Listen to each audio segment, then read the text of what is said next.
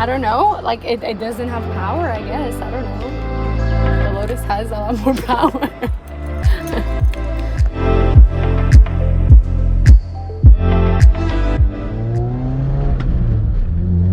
So welcome to my Lotus Elise. I've had this car now for about 14 years, and I have to say this is one of the best driving experiences that I've ever had in my life, hence the reason why I have not gotten rid of it. My wife fell in love with this car, and now she drives it. So I drive the Miata, and she drives this. They're both fun cars in their own different ways, but this has been always like the benchmark for me as far as what fun driving is all about. This particular Lotus has gone through some modifications. So the first thing I noticed is that it handles absolutely fantastic. However, it was lacking in power. The original engine on this, it still has the original engine, but the original power on this car was 190 horsepower, which wasn't bad considering that it weighs 1,930 pounds dry. Well, right now, with the Pt.2 supercharger package that I bought several years ago, the car produces about 250 horsepower, which means it's roughly around the 6 to 7 pounds per horsepower. That puts it up there as far as horsepower. Makes it a very fun car. The insane thing about this car is like how planted it is. Like right now I'm doing a sweeper at 60 miles an hour, fairly tight, and I am having a blast. The car is excessively communicative, so the suspension on it, while this is not the sport suspension on it, it is actually the standard suspension. It's very stiff, so it kind of really shatters your spine to a certain degree. This car is all about feeling everything when you're driving. So like, there's no power steering. You're basically sitting on the floor. This is an aluminum tub, and the seat is on the floor, and you hear absolutely everything. So as a matter of fact, I have some wind coming through the door, through the window, and it just adds up to the experience. This car it's also very quick. The Miata is nowhere near as quick as this in stock form. That's something that we're gonna work into in the future. But wow, this car is great. To me, this is the standard of what a driver's car should feel like. The reason why I'm looking into the Miata is because this is a very capable car, but it's also very uncomfortable. You barely sit two full-size people in here. My wife, it's very small. I am very small guy, fairly small guy, and we both fit fairly nicely here, but there's no creature comforts. You're literally sitting in an aluminum tub, and it might beat you up, if you're doing a little bit of a longer drive. But as a driving experience is absolutely phenomenal. That really doesn't get a whole lot better than this. The suspension on this car is pretty top notch. I can't say that it's comfortable or plush, but it's not bad. The thing is that you do hear a lot of rattles inside the car, but I think it's more so because of the way the car is built. And the quality control of this car, English quality, shows. But it's well balanced, although most of the weight stands at the back. The car does point and shoot. Before, it used to when you nosedive it into a corner, it kind of understeer or pushes a little bit, so it negotiates on the safer side of things. But the thing is that, since it has no traction control, once it bites, it actually bites hard. Because all the weight is at the back. You have about 60% of the weight at the back. But I have to say, I'm having a wonderful time right now. I'm not really going that fast because I still have to talk to the camera, but the steering feel on this thing is absolutely phenomenal. I have to say, still the benchmark. The Miata has a lot to live up to. I've sold the Porsche because it doesn't feel nearly as good as this.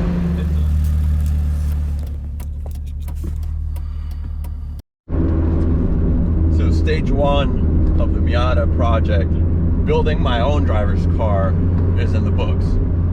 I'm sitting in the Miata with the new set of modifications that we've done to it.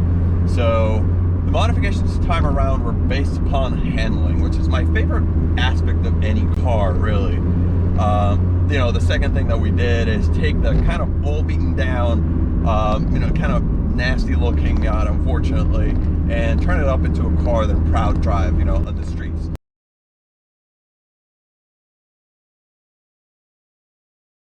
So suspension, we went ahead and took that old blown shock absorbers that were bouncy, you know, had a massive amounts of body roll, and we put in some brand new set of KW variant 1 coilovers. These coilovers have been amazing. I've driven the car now for a few weeks. I have to say, my first impressions were fantastic. These are like the straight, these are the street sports setup. So they're kind of like on the entry level spectrum of what KW offers. However, you know, they are wonderful. You know, that they're not too rough, they're not too stiff, but they're really sporty. They provide a bunch of stability to the car. The weight distribution of the car is, you know, it's a lot more predictable now. It's a lot more similar to the Porsche than it was before, because when you had the blown up suspension and all the, you know, other issues that the car had before the modifications, it just didn't feel secure at anything other than higher than 25 mile an hour speeds. So now the car feels very planted up to a lot higher speeds. I bought this car to drive on the streets. I bought this car to enjoy the mountain roads. It's not to win a race or win, you know, any speed records. Fantastic upgrade. The suspension, the sway bars, all the bushings were replaced. The ride quality is just phenomenal at this point. And it really has enhanced the quality of the car as far as the handling goes. So, you know, big success. You know, that part of the build was absolutely fantastic. I am very happy with it, and I am enjoying the car to the fullest.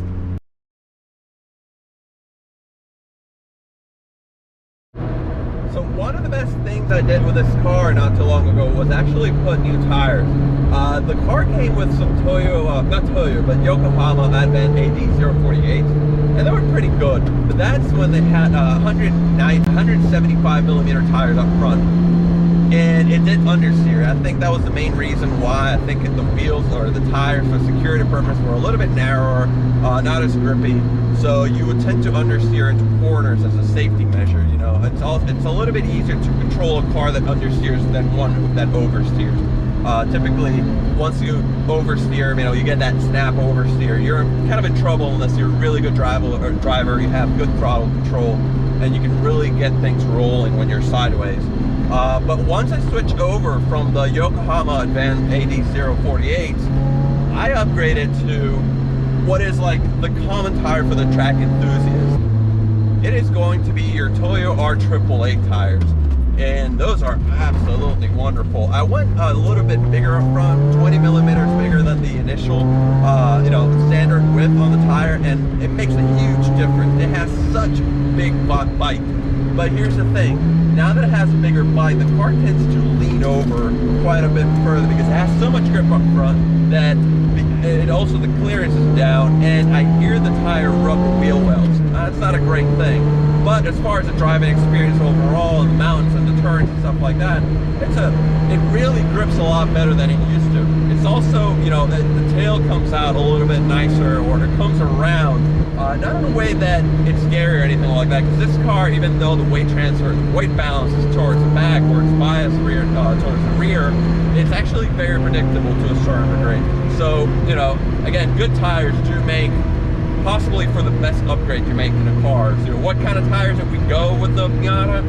We'll talk about that in a little bit, but rest assured that I had to go with good tires for the Miata to make it just as good as this one.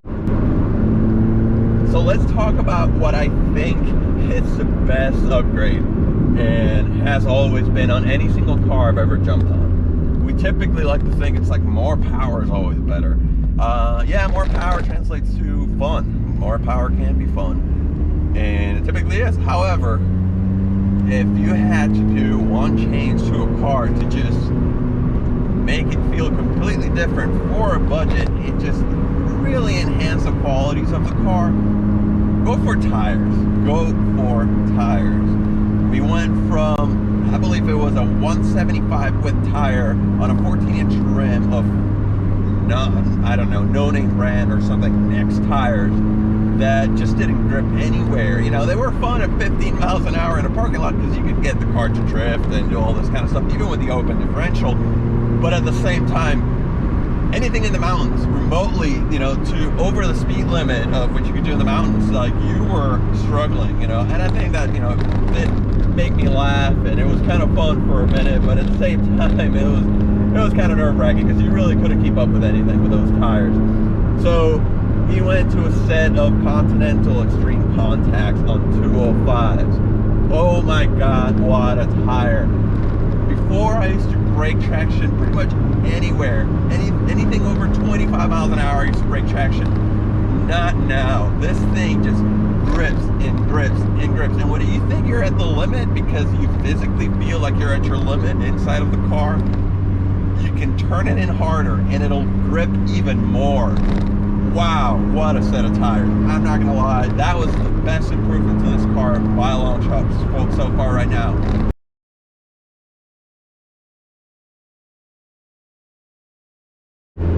So another thing that we changed for, you know, to improve the handling of the car, we actually went ahead and changed the wheels. So wheels can have a very big impact, considering that we went from what were like more budget fashion wheels to a legitimate sport choice for a wheel. You know, we went from these 14-inch American racing wheels that came with the car back in, you know, back when I bought it, that were admittedly heavy. I think they were probably closer to 20 pounds a piece. You know, and not only that, came with terrible tires, which we'll talk about in a few minutes. And, you know, definitely going to a better set of wheels helps everything from handling to acceleration and everything in between. So we went from that 14-inch to a 15-inch NK RPF ones. Solid choice for anybody who wants to stay in a budget and get a fantastic wheel. You know, I've heard nothing but good reviews on it. I can attest to it myself now that they ride absolutely fantastic. The turn-in, you know, due to the lower mass and weight, you're talking about possibly going from a 20-pound wheel to an 11-pound wheel per corner. You're subtracting, you know, close to 40 pounds or maybe 30 pounds of overall weight rotational mass, which in turn, you know, in turn makes it accelerate better, handle better, just feel, you know, it's a point and shoot machine now, you know, with the suspension. Then you have the wheels, you know, you just turn that wheel and it just goes. It wants to go there, it wants to have fun, and it's at your command. I have to say the wheels also look really good. That 15-inch combo, that means it has a smaller sidewall on the tire, which, you know, adds rigidity to the car. It feels just more planted, more predictable, and you can definitely push it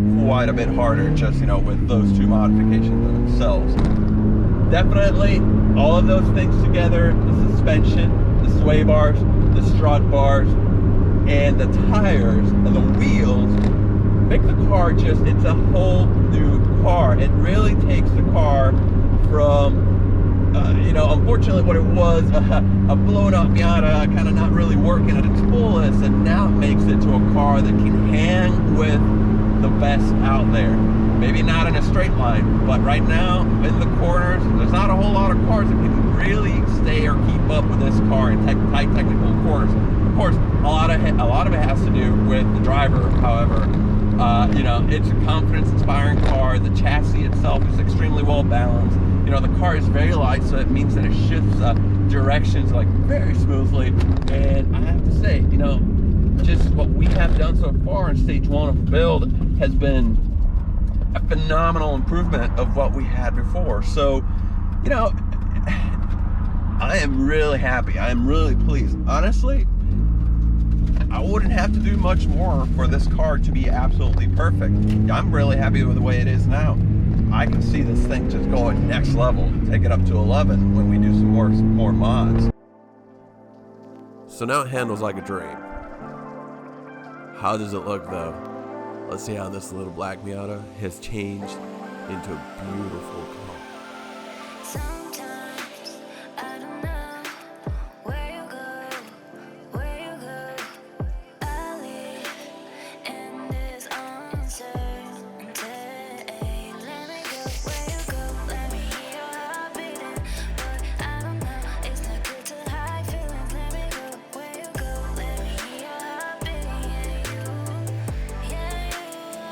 Thank you for watching.